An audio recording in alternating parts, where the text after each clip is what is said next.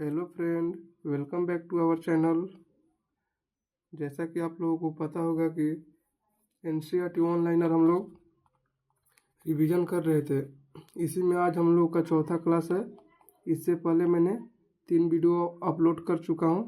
अगर आपने वो वीडियो नहीं देखा है तो उस वीडियो को जाकर देख लीजिए, और चैनल पर नए हैं तो चैनल को सब्सक्राइब कर लीजिए।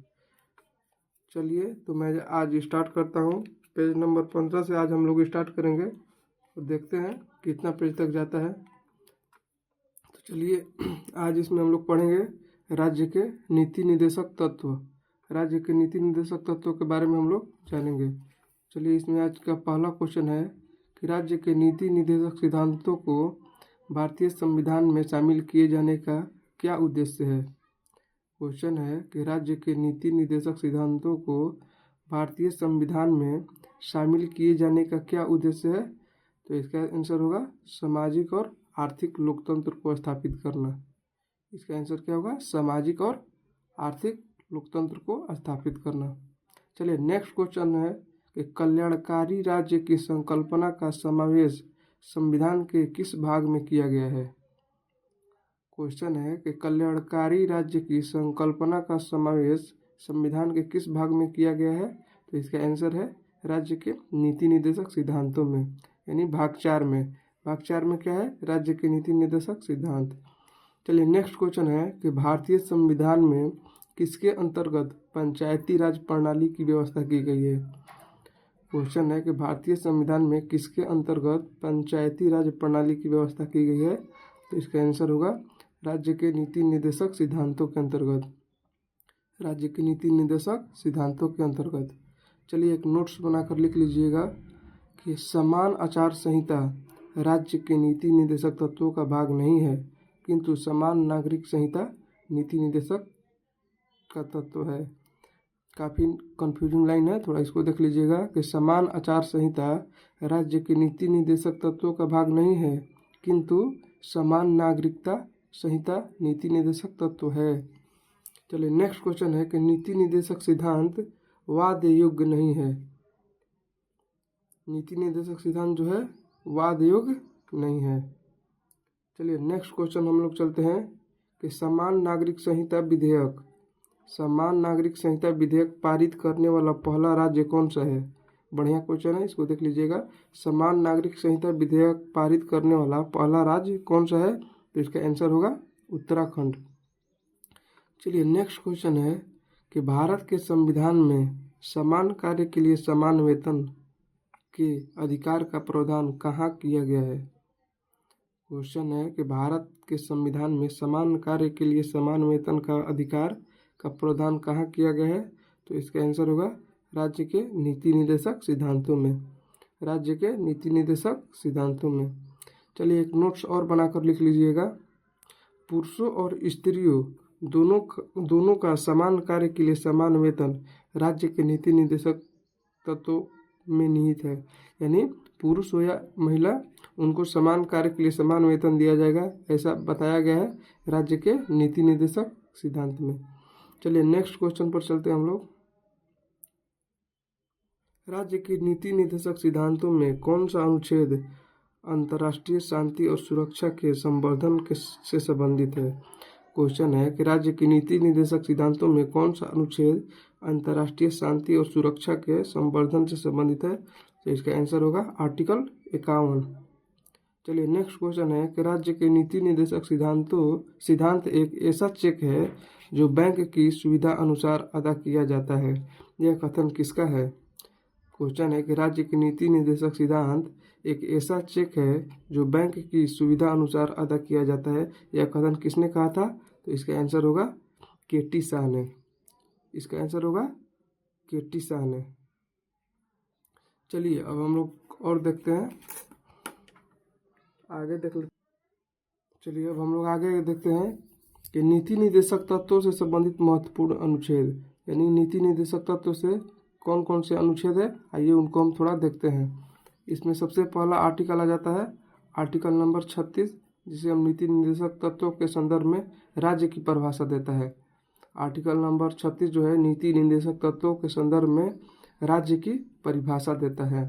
चलिए नेक्स्ट है आर्टिकल 37।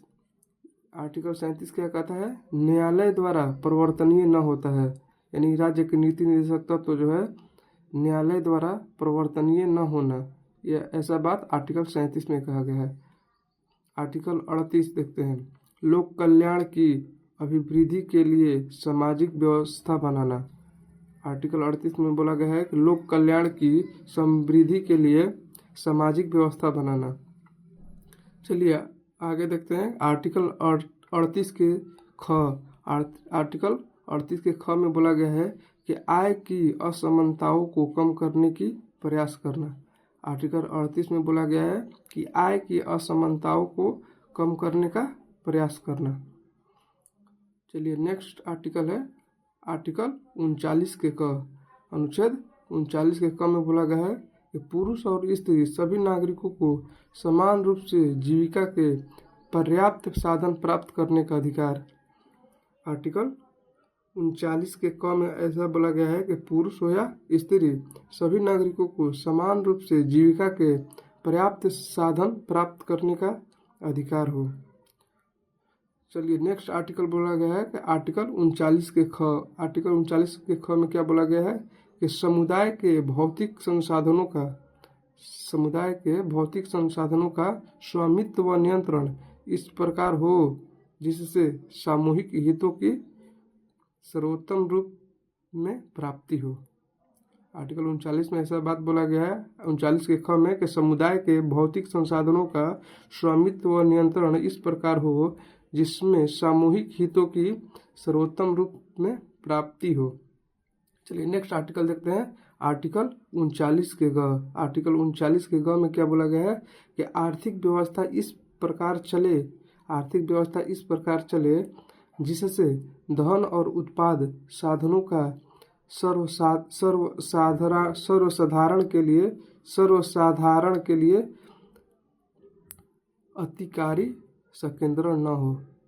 आर्टिकल 39 के ग में बोला गया है कि आर्थिक व्यवस्था इस प्रकार चले जिससे धन और उत्पाद साधनों का सर्वसाधारण के लिए अतिकारी संकेंद्रण न हो। चलिए नेक्स्ट आर्टिकल है आर्टिकल 39 के घ। आर्टिकल 39 के घ में क्या बोला गया है? पुरुषों व स्त्रियों दोनों को समान कार्य के लिए समान वेतन, यानी पुरुष हो या महिला दोनों को समान कार्य के लिए समान वेतन, ऐसा आर्टिकल 39 के घ में बोला गया है। चलिए नेक्स्ट आर्टिकल है आर्टिकल 39 के अंग। आर्टिकल 39 के अंग, यानी इसमें क्या बोला गया है कि पुरुष और स्त्री कर्मकारों के स्वास्थ्य व शक्ति का तथा बालकों की सुकुमार व्यवस्था का दुरुपयोग न हो। आर्टिकल 39 के अंग में क्या बोला गया है कि पुरुष और स्त्री कर्मकारों के स्वास्थ्य व शक्तियों का तथा बालकों की सुकुमार अवस्था का दुरुपयोग न हो। चलिए अब नेक्स्ट हम लोग आर्टिकल देख लेते हैं।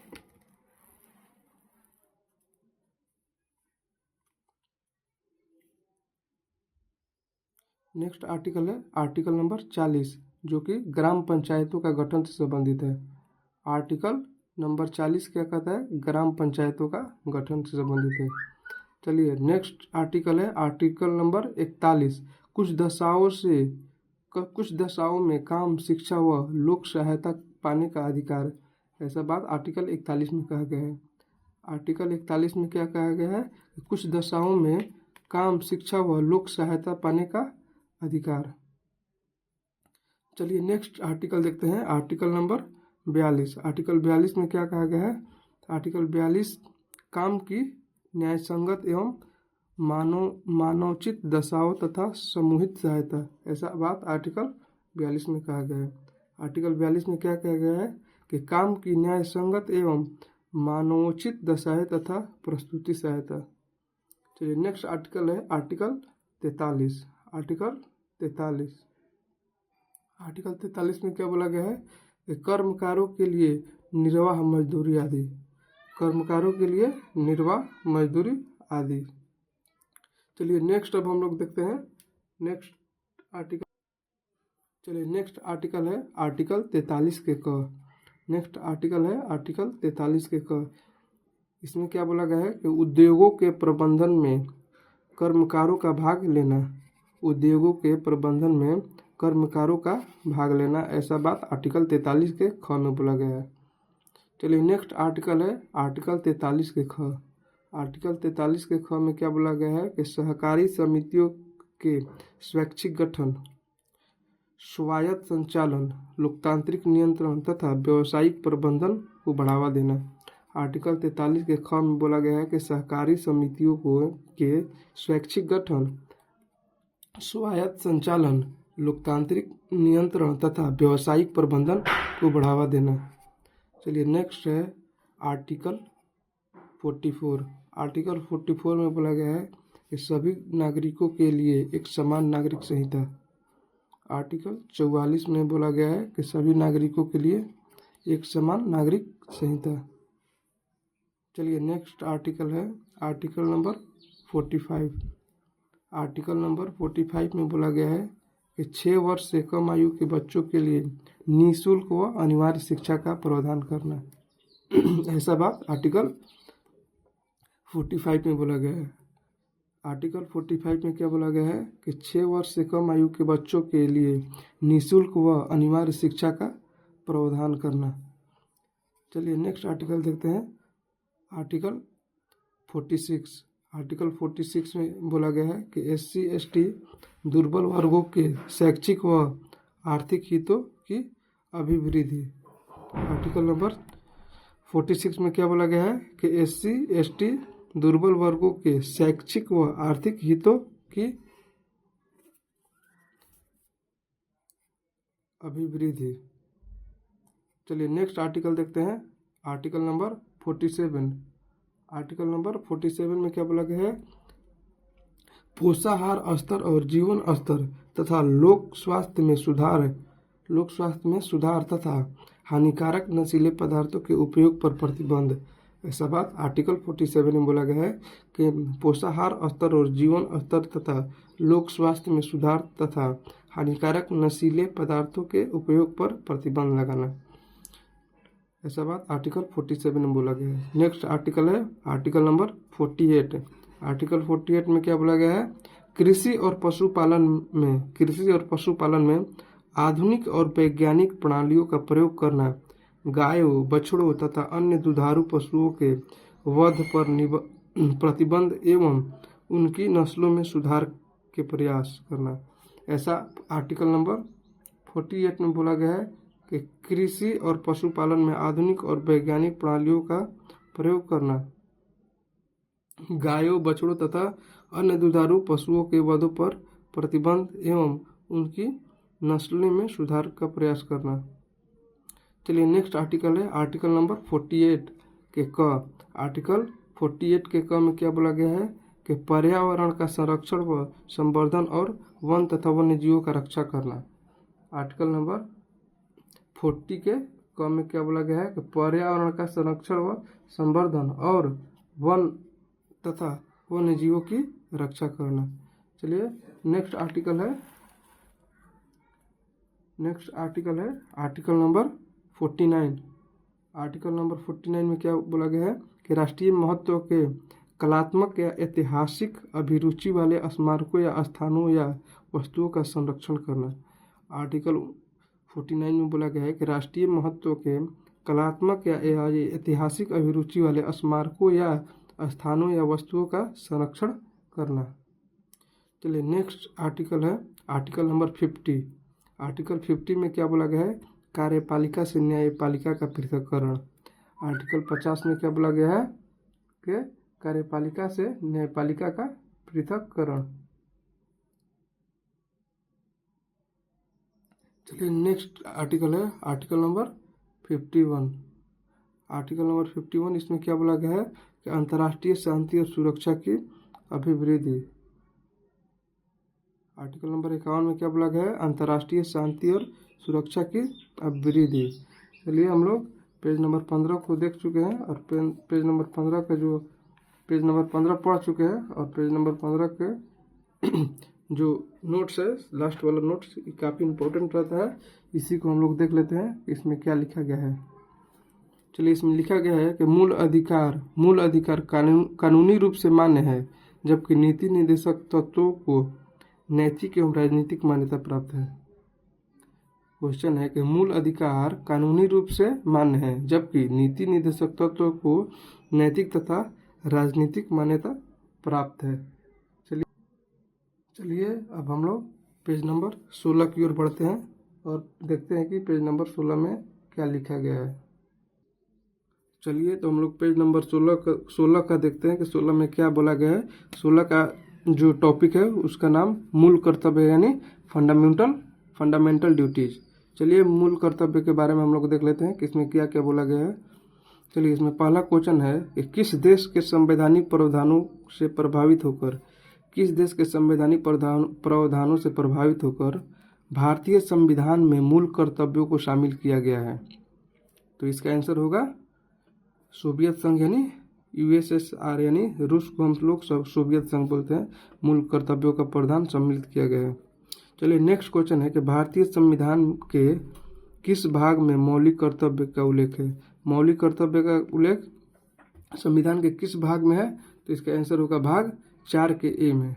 भाग 4 के ए में एक नोट्स बनाकर आप लोग लिख लीजिएगा कि स्वर्ण सी समिति ने संविधान में 8 मूल कर्तव्यों को जोड़े जाने का सुझाव दिया था। स्वर्ण सी समिति ने संविधान में 8 मूल कर्तव्यों को जोड़े जाने का सुझाव दिया था, लेकिन 42वें संविधान संशोधन अधिनियम 1976 के द्वारा 10 मूल कर्तव्यों को जोड़ा गया। काफ़ी बढ़िया लाइन है कि स्वर्ण समिति ने संविधान में 8 मूल कर्तव्यों को जोड़े जाने का सुझाव दिया था, लेकिन 42वें संविधान संशोधन अधिनियम 1976 के द्वारा 10 मूल कर्तव्यों को ही जोड़ा गया, 10 मूल कर्तव्य जोड़ा गया। चलिए नेक्स्ट क्वेश्चन है कि भारतीय संविधान में मूल कर्तव्य किस समिति की अनुशंसा पर शामिल किए गए थे। क्वेश्चन है कि भारतीय संविधान में मूल कर्तव्य किस समिति की अनुशंसा पर शामिल किए गए थे। तो इसका आंसर होगा सरदार स्वर्ण समिति 1976 में गठित किया गया था। सरदार स्वर्ण समिति 1976 में। चलिए नेक्स्ट क्वेश्चन पर चलते हैं हम लोग। नेक्स्ट क्वेश्चन देख लेते हैं।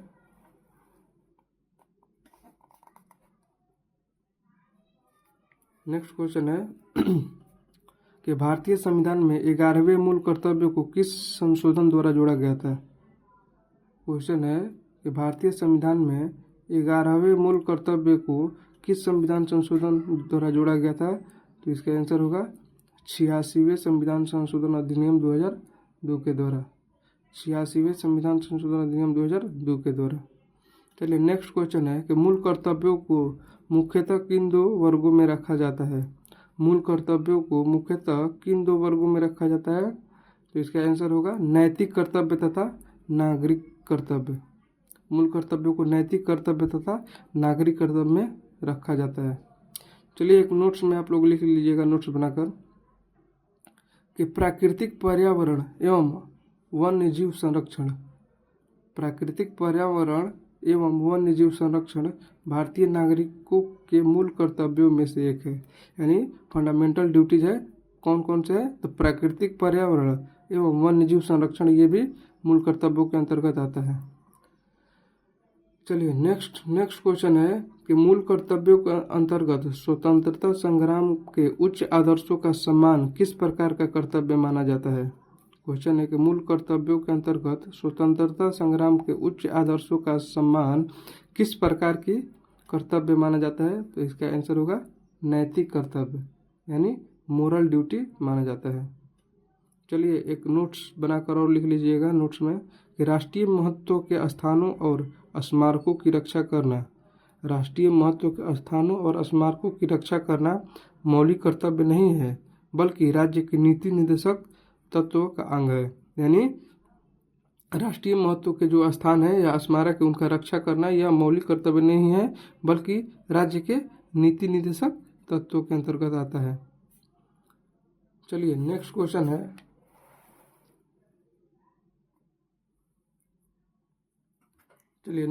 है महिलाओं के सम्मान के लिए कुप्रथाओं का त्याग करना प्रत्येक कुप्रथाओं का त्याग करना प्रत्येक भारतीय नागरिक का कर्तव्य है। यह किस अनुच्छेद में वर्णित किया गया है। यानी क्वेश्चन है कि महिलाओं के सम्मान के लिए कुप्रथाओं का त्याग करना प्रत्येक भारतीय नागरिक का कर्तव्य है। यह किस अनुच्छेद में कहा गया है, तो आर्टिकल 51 के क भाग 5 में बोला गया है। आर्टिकल 51 के क के भाग 5 में ऐसा बात बोला गया है। चलिए नेक्स्ट क्वेश्चन है कि मूल कर्तव्य किन पर लागू होते हैं। मूल कर्तव्य किन पर लागू होते हैं, तो केवल नागरिकों पर मूल कर्तव्य लागू होता है। केवल नागरिकों पर ही मूल कर्तव्य लागू होता है। चलिए नेक्स्ट नोट्स में लिख लीजिएगा, नोट्स बनाकर लिख लीजिएगा कि हमारे अधिकारों का सही स्रोत हमारे कर्तव्य होते हैं और यदि हम अपने कर्तव्यों का सही ढंग से निर्वाह करेंगे तो हमें अधिकार मांगने की आवश्यकता नहीं होगी। क्वेश्चन है कि हमारे अधिकारों का सही स्रोत हमारे कर्तव्य होते हैं और यदि हम अपने कर्तव्यों का सही ढंग से निर्वाह करेंगे तो हमें अधिकार मांगने का आवश्यकता नहीं होगी। यह कथन किसने कहा था, तो इसका आंसर होगा महात्मा गांधी ने। यह कथन महात्मा गांधी ने कहा था। चलिए अब हम लोग नेक्स्ट क्वेश्चन पर चलते हैं। नेक्स्ट क्वेश्चन है कि नागरिकों के लिए 11 मौलिक कर्तव्य, यानी 11 फंडामेंटल जो ड्यूटीज है कौन कौन से हैं, तो देख लेते हैं हम लोग 11 मौलिक कर्तव्यों के कौन कौन से 11 मौलिक कर्तव्य हैं। चलिए इसमें सबसे पहला मौलिक कर्तव्य है संविधान का पालन करें और उसके आदर्शों, संस्थाओं, राष्ट्रध्वज और राष्ट्रगान का आदर करें। सबसे पहला मौलिक कर्तव्य है कि संविधान का पालन करें और उसके आदर्शों, संस्थाओं, राष्ट्रध्वज और राष्ट्रगान का आदर करें। चलिए दूसरा मौलिक कर्तव्य हमारा है कि स्वतंत्रता के लिए हमारे राष्ट्रीय आंदोलन को प्रेरित करने वाले उच्च आदर्शों को हृदय में संजोए रखें और उसका पालन करें। चलिए नेक्स्ट मौलिक कर्तव्य है तीन नंबर मौलिक कर्तव्य नंबर 3 है कि भारत की संप्रभुता, एकता और अखंडता की रक्षा करें और उसे अक्षुण्ण रखें। चलिए नेक्स्ट चार है अगला मौलिक कर्तव्य है देश की रक्षा करें और आह्वान किए जाने पर राष्ट्र की सेवा करें। चौथा मौलिक कर्तव्य है कि देश की रक्षा करें और आह्वान किए जाने पर राष्ट्र की सेवा करें। चलिए पांचवा मौलिक कर्तव्य है कि भारत के सभी लोगों में समरसता और समानता, भ्रातृत्व की भावना का निर्माण करें, जो धर्म, भाषा और प्रदेश या वर्ग आधारित सभी भेदभावों से परे हो। ऐसी प्रथाओं का त्याग करें जो स्त्रियों के सम्मान के विरुद्ध हो। ऐसा भाग बोला गया है मौलिक कर्तव्य में, 5वें मौलिक कर्तव्य।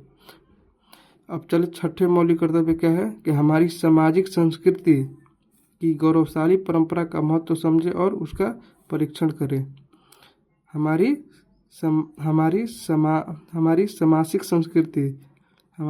सामाजिक संस्कृति की गौरवशाली परंपरा का महत्व समझे और उसका परीक्षण करें। चलिए नेक्स्ट मौलिक कर्तव्य नंबर 7 देखते हैं कि इसमें क्या बोला गया है। प्राकृतिक पर्यावरण जिसके अंतर्गत वन, झील, नदी और वन्य जीव सम्मिलित है की रक्षा करें और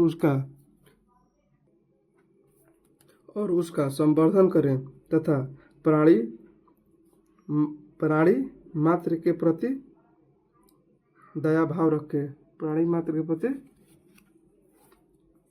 देखते हैं, छूट लेते हैं।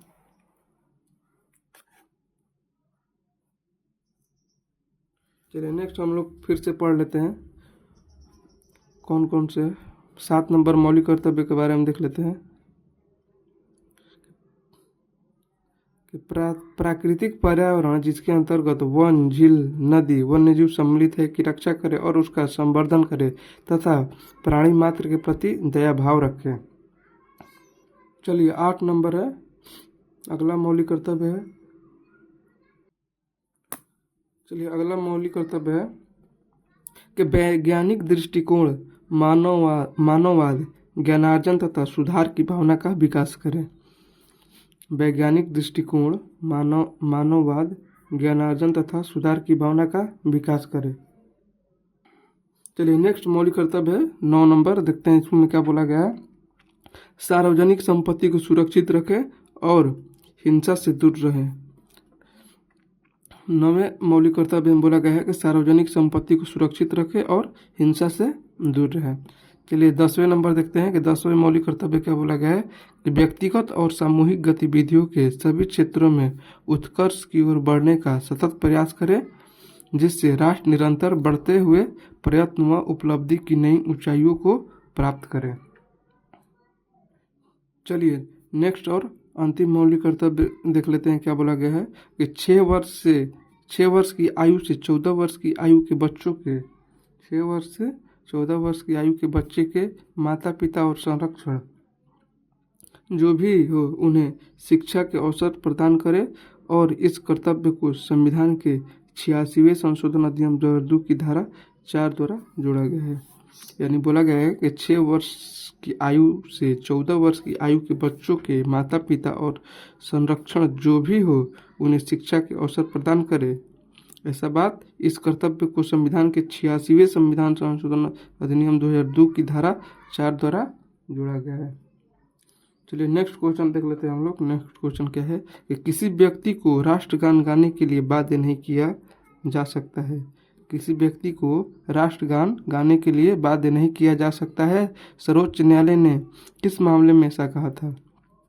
सर्वोच्च न्यायालय ने ऐसा किस मामले में कहा था कि राष्ट्रगान को गाने के लिए किसी को भी बाध्य नहीं किया जा सकता है? तो ऐसा बीजो इमैनुअल बनाम केरल राज्य मामला 1986 में बोला गया था। बीजो इमैनुअल बनाम केरल राज्य 1986 में ऐसा बात बोला गया था। चलिए हम लोग पेज नंबर 16 को कवर कर चुके हैं। इसमें जो मेन हाईलाइट होता है यानी नोट्स, अंतिम नोट्स होता है, उसको हम लोग देख लेते हैं। चलिए इसमें बोला गया है कि सर्वोच्च न्यायालय के मुख्य न्यायाधीश पीएन भगवती, सर्वोच्च न्यायालय के मुख्य न्यायाधीश पीएन भगवती 1985 से लेकर 86 तक को जनहित याचिका का जनक यानी फादर्स ऑफ पील कहा जाता है।